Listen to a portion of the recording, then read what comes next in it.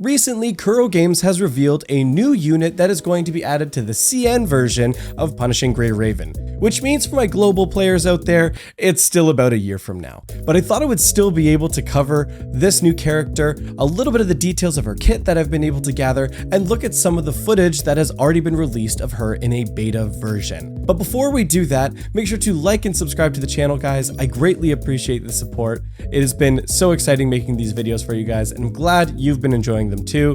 On to the content. So as I said before, this is a unit that is coming to the CN version soon, so it's going to be about a year for global players. So let's talk a little bit more about Lina and her JoJo stand, Echo. Lina and her JoJo stand Echo were originally featured in the patch Renaissance Le Fantastique as a boss fight, and she's going to be coming to the game now as a physical amplifier unit, which is really exciting. But before we get more into Lina and her playable kit, I wanted to look at her boss fight really quickly, just to show you where she came from. By the way, the Renaissance Le Fantastique kit is a patch that comes 7 versions from now for global players, and happened 4 versions before for CN players, so just to give you a rough idea of the timeline.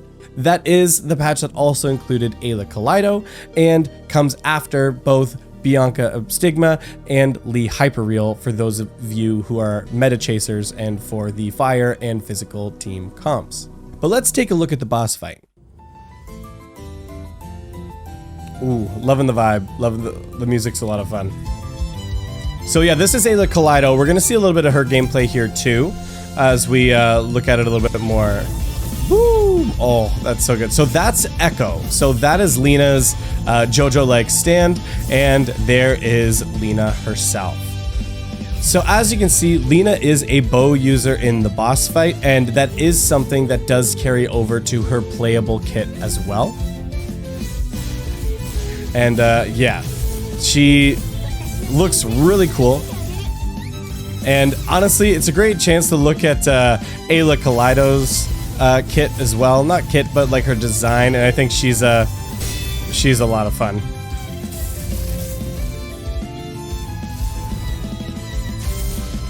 Right here, we're about to transition to the phase 2 of her fight, where we can see Echo come out a little bit more. What a cool ult from Ayla Kaleido, by the way. And here we go. Oh, that music change, very good. Woo, that looks so cool, those chains. So interesting. That, I believe, is actually part of her ult animation. We'll take a little bit more of a look at in a moment. But yeah, really cool. I think it's always really cool when characters are kind of originally featured in a way like this, of like a boss fight, kind of like what they did for Alpha, where you originally fight her as a boss fight and then she became a playable unit a little bit later. That's just an exciting way to kind of like tie it back for players and to get you more excited about them. So that's just a brief little feature of the boss fight itself, but why don't we go ahead and take a look at what she looks like now as a playable unit. Now, I'm going to be using a few clips and a couple screenshots from a video posted by Shin Arata. I'm going to have the video linked in the description below, so make sure you go and check that out, drop a like and subscribe on their channel as well to show the support and taking a look at some of the screenshots from there. Okay, so taking a look at the character, we can see a little bit more of her design, as well as getting a clearer look at Echo, which is the JoJo stand there. Honestly, I think her overall design looks really good. I love the aesthetic of like the like sci-fi armor and fantasy combination is just a style that works for me, especially having been playing like some Honkai Star Rail. Sci-fi fantasy is just such a great genre and design, and that really comes through, I feel like, on her style here, that I'm a big fan of as well. And as well as Echo, the look of Echo looks really cool. This like a spectral knight kind of appearance. We're getting some thigh close-ups there, geez.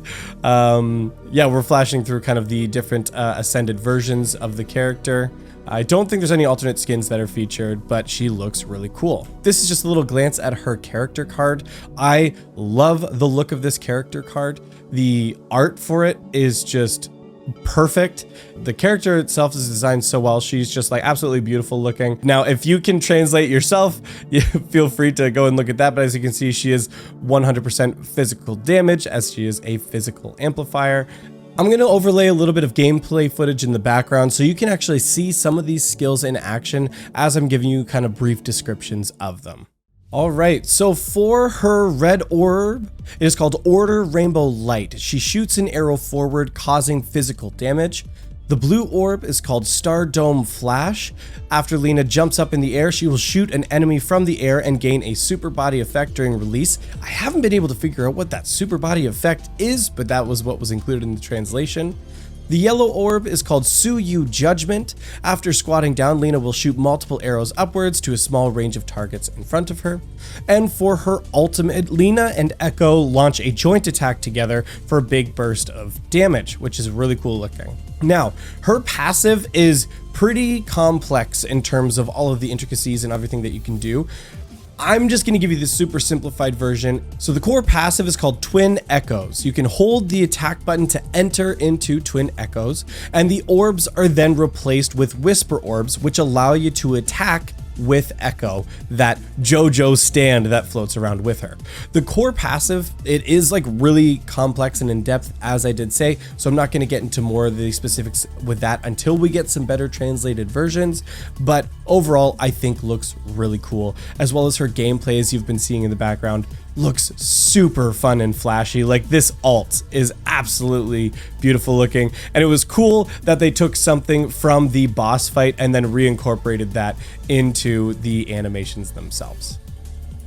Now, along with Lina, she is going to have a signature memory set, which, as you can see here, this new memory set is called Signa. The super paraphrased version of what the memory set does is the 2-piece is a physical damage boost, and then the 4-piece, Lina's skill judgment damage is increased, which is part of her kind of core passive, as well as along with that, she regains HP for all allies, and it increases crit rate and crit damage for 8 seconds. So a pretty big buff there. Something I didn't mention on the alt previously, by the way, she does also come with the time stop buff, so pretty big. Now, we do also have a little bit of footage here with Lina in a team where she's fighting with Bianca of Sigma or Balter and Hanying, which is another unit that I'm a really big fan of, who is also another physical unit.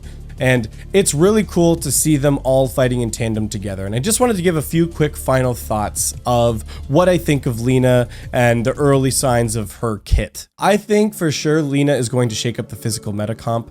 Just as an early thought, because every other amplifier that has been brought into the game since has substituted into their respective meta teams.